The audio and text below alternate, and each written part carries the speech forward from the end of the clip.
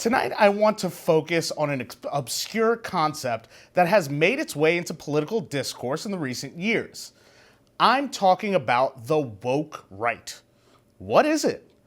I wish I could actually tell you.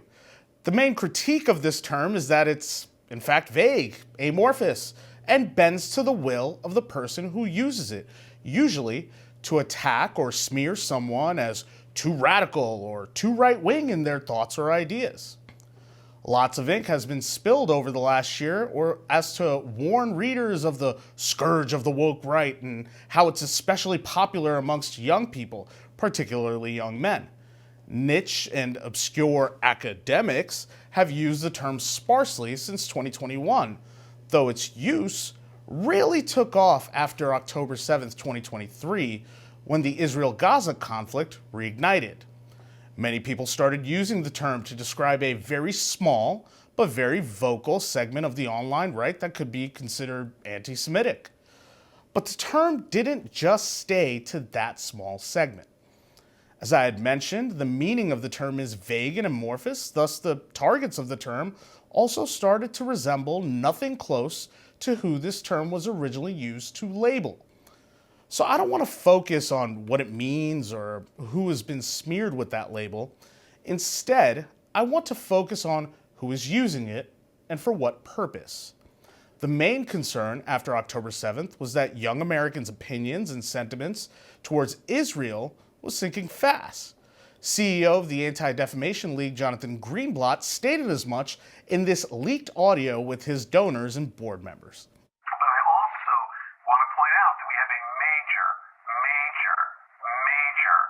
Generational problem. All the polling I've seen, ADL's polling, ICC's polling, independent polling, suggests this is not a left-right gap, folks. The issue in the United States of support for Israel is not left and right. It is young and old. And the numbers of young people who think that Hamas's, massacre was justified is shockingly and terrifyingly high. And so we really have a TikTok problem, a Gen Z problem. A generational problem, not left or right. A TikTok problem, a Gen Z problem. Greenblatt sounds terrified. So what to do? How does one solve this sentiment issue around Israel when talking about America's younger generation? Well, fast forward a year later, and here's Greenblatt on MSNBC with a new song he's eager to sing. What I'm focused on, really, are how the fringes, like the woke right, the Tucker Carlsons, the Steve Bannons, the Candace Owens, and the sort of radical left, the Hassan Pikers, and people like Mehdi Hassan, unfortunately, Max Blumenthal, have been fomenting anti-Semitism, blaming this war on the Jews or the Zionists or the neocons. And I think that kind of classic anti-Semitism I find very troubling. Sounds like Greenblatt has found his new crusade. The push to mainstream this term and concept doesn't stop there, of course. Here's JT Lonsdale, co-founder of Palantir, going on CNBC to push the same line during the 12-day war. I don't understand what this new woke right's doing. I think we've actually shown that the vast majority of the right does not want them to have a nuke and supports that activity. There's a lot of Islamist bot accounts online right now trying to pretend that they're on the right, that they're against doing this. But they're hitting me right now. The new, what he's describing is the new woke right. I heard, yeah. Is the new woke right, is Steve Bannon and Tucker Carlson part of that? Those guys are part of it, and a bunch of Pakistani accounts online pretending to be Christians are part of it. Lonsdale founded Palantir with Alex Karp, the same Alex Karp that bragged about Palantir doing this. We built PG, which single-handedly stopped the rise of the far right in Europe. Proud of stopping the right wing in Europe? How did that turn out, by the way? Because it looks like a cutscene from an Elder Scrolls video game as we speak.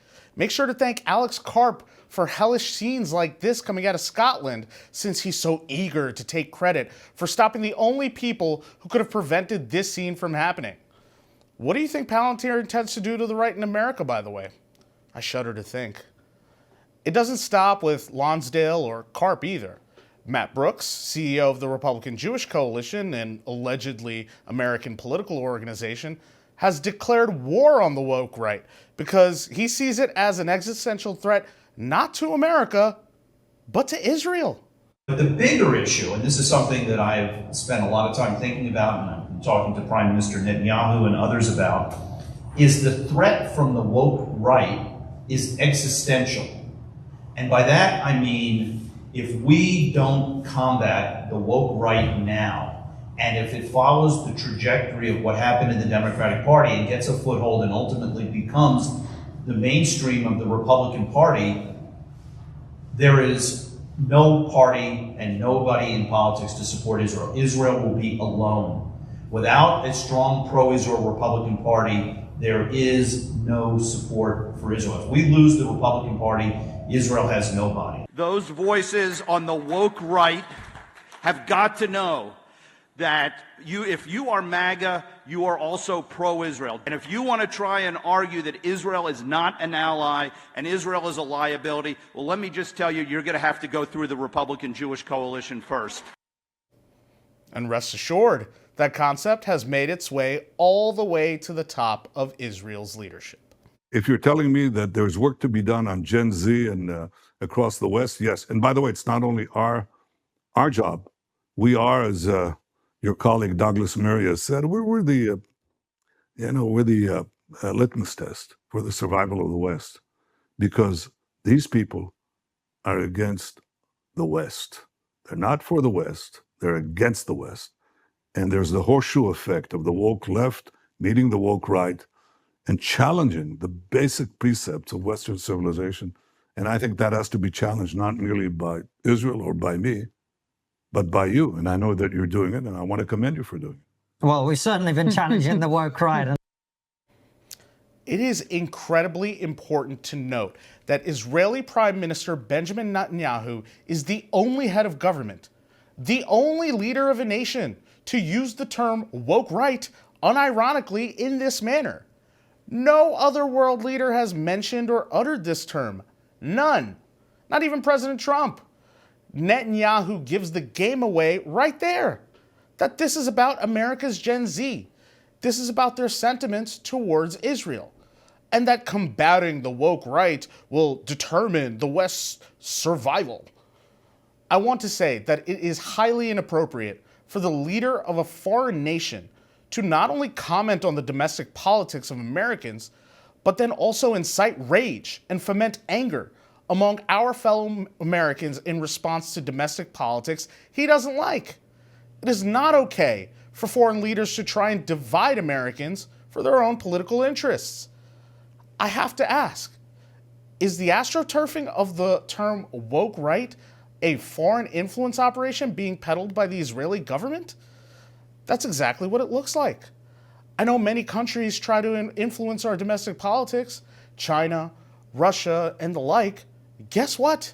They are all labeled as our adversaries and enemies. This is not the behavior we expect of our allies. Some might even say our greatest ally. If Bibi and Israel do not want to be accused of interfering with America's internal politics, then they need to stop doing exactly that.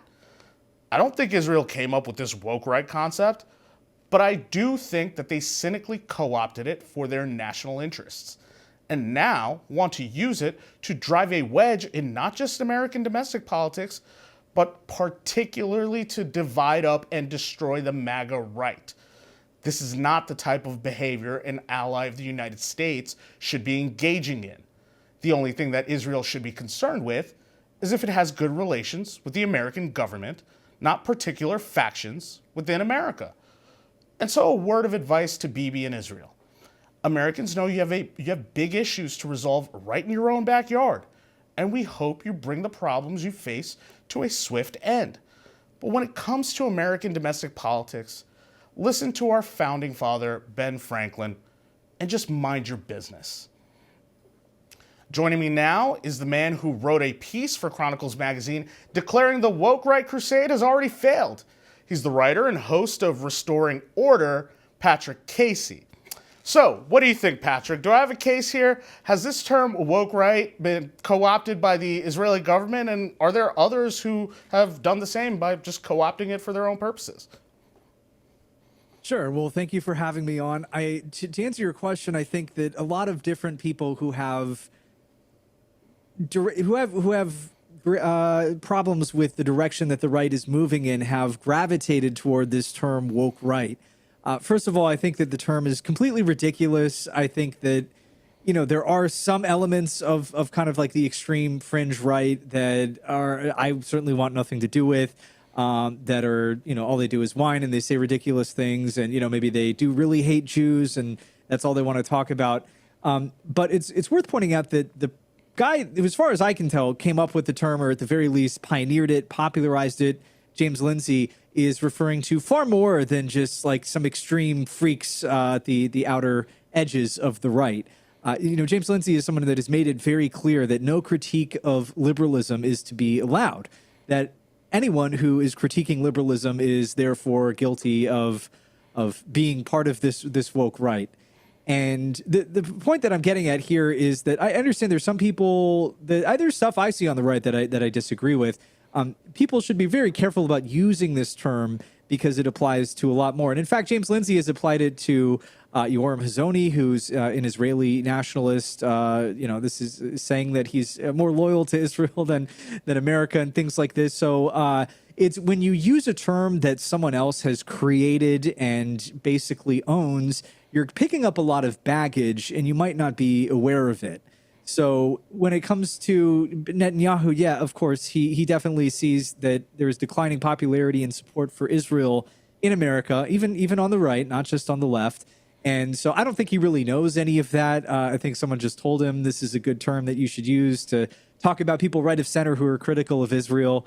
But it's just definitely a term that anyone who, regardless of their position on Israel, anyone right of center who's like a real Trump supporter, a real nationalist, real conservative should just not be using whatsoever.